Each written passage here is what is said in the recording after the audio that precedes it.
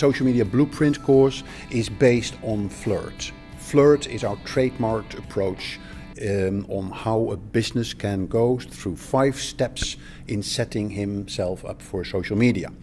The F is for focus. You need to have a strategy to start your social media. The L is for listening. Through the internet, you now have a whole range of tools available that you can listen to what your clients are talking about, to what your influencers are talking about, to trends in the marketplace, and bring that all to your online listening station, as it were. Based on what you found out, you're then going to integrate. And that's the I for in Flirt. Integrating your social media networks, your Facebook, your LinkedIn, your Twitter. We talk about Google+, we talk about Pinterest. And then we relate that also to the content creation through your blog or curating content from other people. We then go into reaching out, the R for Flirt, and in reaching out you're going to share your content with as many touch points as possible. In my workshop I use the analogy of your website is your castle. You then have your social media sites on Facebook, LinkedIn, consider those your embassies. And then by reaching out, you're going to create as many outposts as possible on the web, ultimately to drive traffic back to your embassies and then drive traffic in the end to your website. And in doing that, you then convert them on your website to customers, and then through social media, you can hang on to your customers by building a relationship, and they will buy from you again. And even more important, or as important, they will refer you to their friends, where you can new customers on your to your portfolio. And then finally, we talk about track, how to measure the effectiveness of your social media. How much revenue do you generate? How many costs can you save? How is your awareness? What is your online reputation? And how do you use like Facebook Insights, Google Analytics, YouTube Insights, etc. So that gives a full 5-step approach for a business to set themselves up for social media. And that's basically what this course is all about.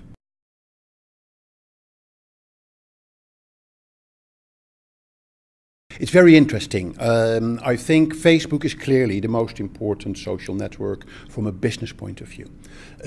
Twitter is obviously, with the whole political landscape here, is a very powerful medium that the people in the Middle East have found to express themselves, where you now slowly see Twitter being taken up in organizations as well. I see LinkedIn is not as advanced here as we see it in Europe, but that is coming. And then interestingly enough, what I found here as well is that, now I forgot the name, where you do the vintage photos. Instagram, sorry, yeah. So, but interestingly enough, yeah, you cut that bit out, yeah. But interestingly enough, I see here that Instagram is very popular. Yeah, and a sort of equivalent tool, what's more popular in the West is, in Western Europe, for instance, is Pinterest. That has not taken on that much here, but clearly Instagram as a new social channel and for photo sharing is quite popular here in the Middle East. So in general, I'd say it's on the radar screen of many businesses. Many businesses have to sort of dip their toes in the water, and I see that across the world, they go straight into the tools without thinking about the strategy. Yeah, and I think that's the power of this social media blueprint workshop, where let's first focus on the strategy before we go straight into the tools.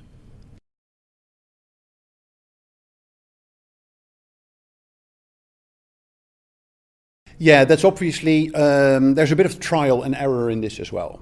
Yeah, and what I always advise businesses is to go find those places in the organization first, if you want to start with it, where you have limited exposure, yeah, of things going wrong. That could work internally. You can use social media very effectively for internal communications. yeah, for ideas capture internally. So you could start internally, and then when you get more experienced, you move it to the external world. If you're, for instance, if you don't want to risk of saying wrong things on Twitter, why don't you just listen on Twitter?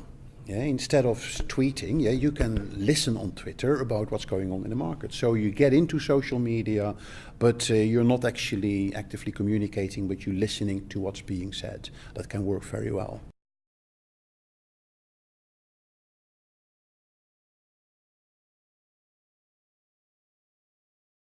My advice to people who attend my training courses is go for those areas where you can see an immediate impact in sales, for instance, or in improving customer service. Take a tool like LinkedIn, a tool like Twitter, where you can effectively generate or find leads. Yeah, and if you measure that properly, yeah, and if you do that properly, you can generate revenue from Twitter or from LinkedIn. So your whole sales team can be more effective in selling, shortening the turnaround time for closing deals, because you have better information about your customers. So making that visible to senior management is a very important element for that. So if you can do that, that's your first sort of tick in the box to convince management. Customer service, same story. If you can save cost on being more efficient in customer service through Twitter, if you can respond faster to queries from clients, and if you measure that in customer satisfaction, that's another quick win that you can get to your clients. Yeah, and then there are different techniques in going about how do I get my senior management on board. If your CEO of your organization is already on board, hey, then that is fantastic, and then you should really use that as an ambassador. If he or she is not, then you find another ambassador in the senior management team, yeah, who can help you get social media on the radar screen. Focus on the quick wins is what I already said. And those are probably the ways how to get management involved. And it's also the unknown, yeah. And often bringing an outsider in, like me, for instance, and I do that very regularly, and just actually present to a senior management team about the importance of social media. An outsider can say other things than people from internal, yeah. So I can make it sort of clearer to them, yeah, and I can put it a bit more confrontational to them. So, hey, you really need to open your eyes, because if they're not doing it, they can be sure that their customers are using it and their competitors are using it.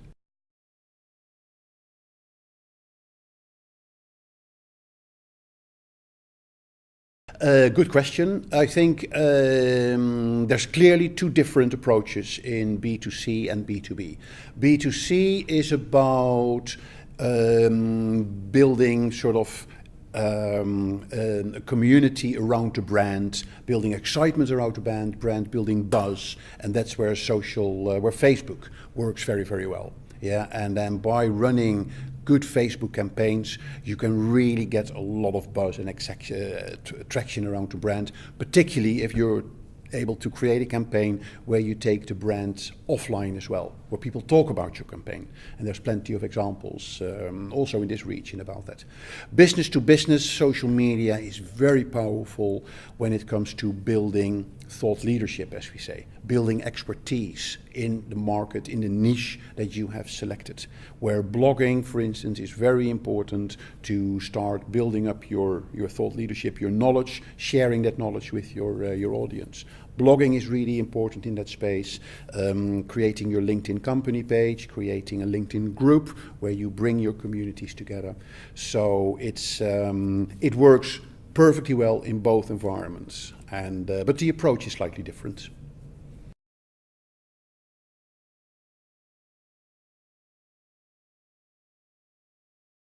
Okay, so I get that question all the time in my workshop. I don't have time for social media. And my standard return question is always, how much time do you spend on email every day? And you'll be surprised that 80 to 90% of the people in my workshops, they spend at least 2 hours per day on email, if not more. So my recommendation to everybody is, if you just chop 20 minutes of your email and spend that on social media, even if it's just listening, the reward will be so much bigger. Yeah, so because you're learning instead of sorting out your email and deleting emails that you're copied in on and that are not really relevant for you. So that's my first sort of observation on when people say I haven't got any time. Then as an organization, how do you manage, yeah, and how do you create your content? There's various models.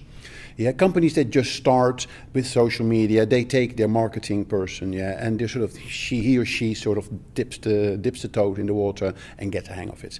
What you don't usually see is that they take an intern or a marketing trainee on board, a younger person who understands social media quite well because they're younger, and that's a good way sort of to get some initial content going and some initial engagement. You have to be careful for that because they don't often understand the business impact of some of the content that they might be sharing. And there are some stories in the industry where interns tweeted about content which had quite a damaging impact on their brand reputation. If you grow further, what many companies then do, they assign a community manager. And a community manager is a bit more serious, but with a pure focus on managing the community, managing the content, and building the communities around the brand. Companies decide as extra support to that will go to a social media agency for content development and also for ongoing engagement. Yeah, so there's different ways that this can work.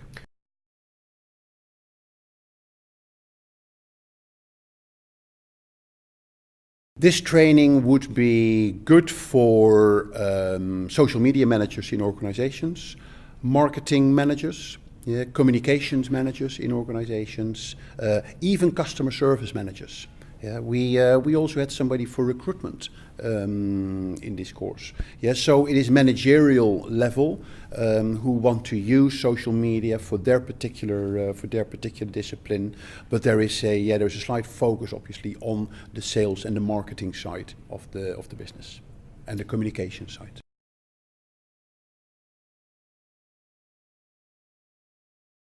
Well, I'm trying to make it as engaging and as interactive as possible. Yeah, so I have a whole set of slides, but it doesn't mean that I use all the slides. Yeah, so they'll get a copy of all the slides. But we have our structure of the 5 steps. And then I sort of take it, see where the group wants to go, that we put a bit more emphasis on certain topics.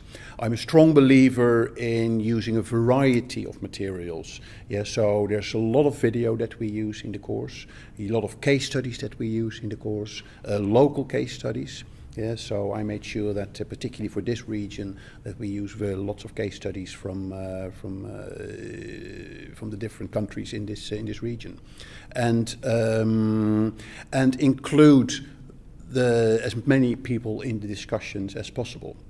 What I also always do, and that I think that works quite well in this workshop, I tell I can't cover everything for everybody. So if you have a specific question or you want to have a quick discussion about your particular social media situation, come and see me in a break or for lunch or for breakfast, and then we'll have a discussion around your personal situation.